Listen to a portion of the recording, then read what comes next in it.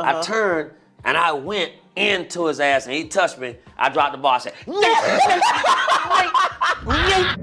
I recently posted a video where Kenyon Martin was expressing his viewpoint on how LeBron should have handled Ime Udoka during their little confrontation. Well, as I was making that video, I kind of listed a few of the enforcers that came to mind as I was, talking about how crazy Kenyon Martin can be. So I'm from Philly, and I remember when Vernon Maxwell was playing with the Sixers. And that was a wild ball, too. And so I mentioned Vernon Maxwell in that video I did on Kenyon Martin. And it made me think about how wild Vernon Maxwell was, man. Especially I remember them days when he was playing with the Sixers. Vernon Maxwell wasn't the one you wanted to play them type games with. Well, it wasn't even a day later after making that video on Kenyon Martin that I ran into some footage where Vernon Maxwell was describing the incident where he had to kind of like check Gary Payton for his young boy, Shammond Williams. So in this picture you see in the video here, you have Vin Baker on the left, Vernon Maxwell, Gary Payton, and Shammond Williams. They all played for the Seattle Supersonics. And practices can get heated. And we all know Gary Payton can talk some trash. But as I mentioned earlier, Vernon Maxwell ain't the one you want to play them type games with. So for them folks and them younger generations that don't know about Vernon Maxwell and his type work, just watch and see. Welcome to SmashDaLikeTV. Another incident I want to hear about, because it's funny to me, you know what I'm saying? You got into it, I think with a teammate, and somebody else got like hit with a weight, like in the middle, just get caught in the cross. He got caught in the crossfire. Hey Gary, I'm sorry. I gotta talk about this shit. Gary, I gotta talk about this shit because my nigga wants me to talk about this shit. I got to, bro. I love you, Gary. Yeah, we gotta know. I'm sorry, but Gary did something to Shammond Williams. Okay. My guy, Shammond Williams, played with North Carolina. Yeah. And he bust my man. Me and Shammond, Seattle, they wanted to start me. Okay. But they didn't pay me like a starter. I was getting $3 million a year. Okay. But then they had politics. Brent Berry. Mm-hmm. He was over there. They paid him $6 million a year. Yeah. And we played the same position. Yeah. And then Gary Payton, he was the point guard. He was the franchise player over there when I got over there in '99. And then Shammond Williams, young rookie coming out of North Carolina. Yeah. And then we was in practice and Gary, me and Shammond, we used to bust their ass. Shammond, he's a gym rat. Yeah. And I really wasn't. Shammond was the rookie. Yeah, he's a rookie. Yeah, he's a gym rat. He was so nice. Oh, he was so, he stayed in the gym. I mean, at 12 o'clock at midnight, that nigga in the gym working. He'll leave from my house. I used to cook for all the rookies and shit. I have my chef cook for all the rookies. And he'll come from my house and go straight to the gym because we had a code we can get in the gym. Yeah. I never was in that motherfucker. You know what I mean? But this young motherfucker, he ain't drink, he ain't smoke. Right. I did everything he didn't do. I smoked weed. I got them drunk all night. You're like, hey, this is what you don't want to do right now. I hung out at 4, 5 in the morning. This motherfucker, he was just a great kid. And, I used to take it like Jelani McCoy. Jelani, you know what I'm talking about. You was my young boy too out there in Seattle. Jelani McCoy. So, and I like to take the young rookies under my wing and show them the rope. Yeah, it's just nigga, you don't have to worry about nothing. I know you ain't getting that money right now. Yeah. But come over here with my crib. We're gonna have a good time. We're gonna smoke. We're gonna eat good. Yeah. Got motherfuckers cooking. Ben Baker was an excellent cooker. Ben Baker, I played with Ben Baker too. So shout out to you, Ben Baker. And then we was killing these niggas in practice. Back to the store. We was killing them. Me and Shammond, we always killed Gary and him. Yeah. Gary was guarding Shammond. Shammond was getting at Gary. Because Gary, he partied like me. Yeah. He in the streets like me. Yeah. We partying at 3, 4 in the morning, drinking. He don't smoke, but he's drinking. And he get dead drunk like me. Yeah. And we all out in the streets. Shammond, he don't do nothing. He just strictly, he just want to kill a motherfucker. Yeah. So we was killing them niggas one day. So Gary got mad and we was talking shit. You know, me and Gary, you know, everybody know Gary Payton the glove. Yeah. Gary gonna talk some shit. Hell yeah. And then, you know, I'm gonna talk some shit too. Like everybody know, man, I'm gonna talk. I ain't never stop talking shit. I'm talking rap. Right. Goddamn it, I ain't gonna never stop talking. I'm gonna go to my grave like that. But goddamn it, then this motherfucker, so he rasped back like Shammond, we was killing him. So, and I was telling you, bitch ass nigga, you know, in practice, I practice, NBA practice like back in the day.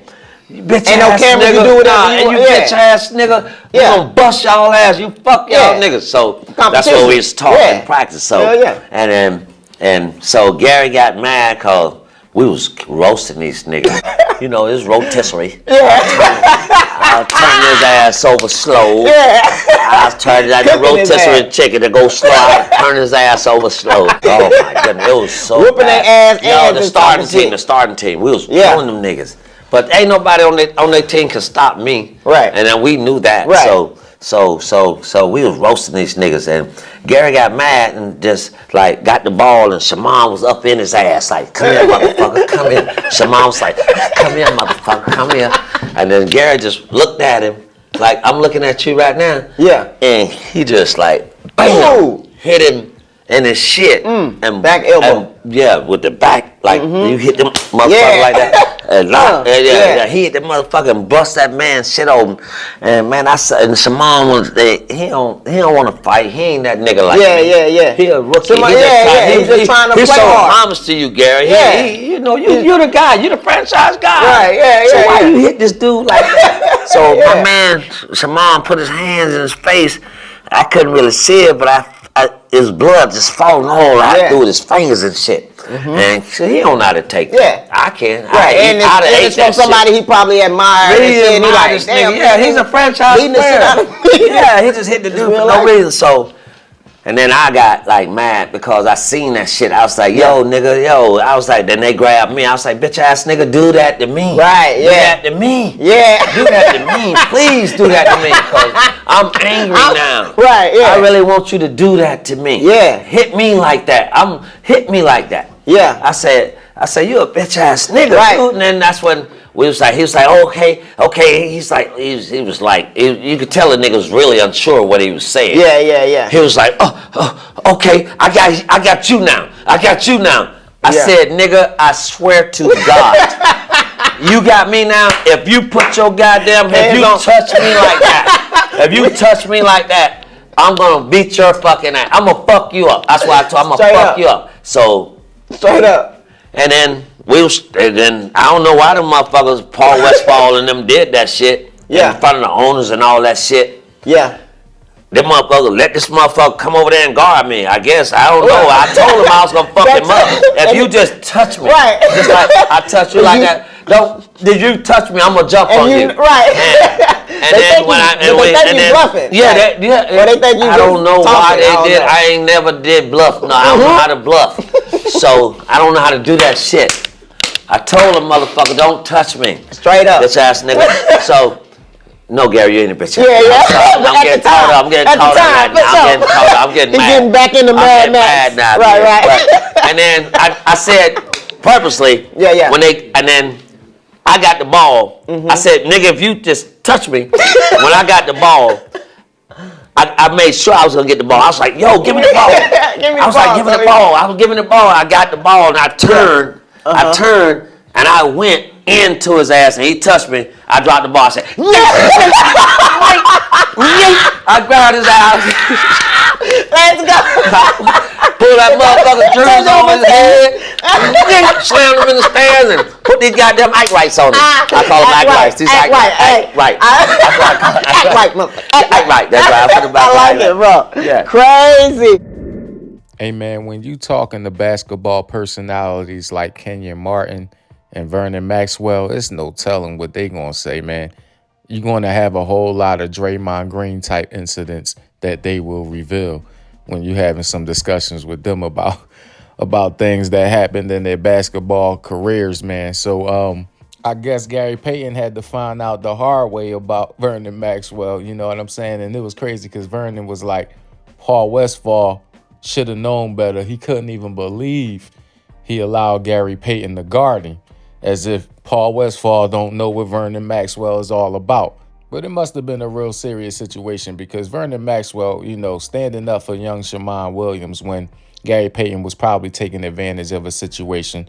Shammond Williams was a rookie. He's just thinking about balling. And so, Shammond was probably talking trash, but Gary Payton talk his trash. So Shammond probably felt, the need to talk his trash back. But I think Gary Payton took advantage of a situation and bullied Shammond Williams. And, Vernon Maxwell wasn't going to just sit back and let that happen. And like Vernon Maxwell said, try me like that. You know what I mean? And you can even see, man, this is how funny Vernon Maxwell is. And not even just being funny, because this is how serious of a person that he is. He was talking about the story, and he even felt like that he was reliving that moment. Because if you recall, he caught himself calling Gary Payton a bitch ass nigga. You know what I'm saying? And he caught himself, like he kept repeating it like this bit, and then he's like, "Dad, no, Gary ain't no bitch." Bitch ass nigga. That like that's his family or whatever. Like, but he was retelling the story and reliving it. And it was like it was taking me back in that moment. So although it had to be told that Gary Payton had them paws put on him by Vernon Maxwell, the sad thing is Shammond Williams probably out here chilling. I think he's assistant coach for Old Dominion. And so he's probably just chilling, man. And now he got to kind of hear his name in this way. But on the back end of it, at least Vernon Maxwell spoke of him well in that video. He talked about how classy of a guy he was, nothing but a gym rat, wasn't into the street life, just always practicing, always in the gym, wasn't smoking, wasn't drinking, and he allowed Vernon Maxwell to be like his mentor. You know what I'm saying? So shout out to Vernon for telling the comical yet insightful story. And shout out to Pound for Pound Podcast, who sat down with Vernon Maxwell for this excellent interview. So when you get a chance, make sure you subscribe to Pound for Pound Podcast. Make sure you smash that like button. This is SmashDaLikeTV. So please smash that like button for me. And make sure you hit the subscribe before you take the next ride. Your brother Be Easy is out of here like Vladimir. Peace.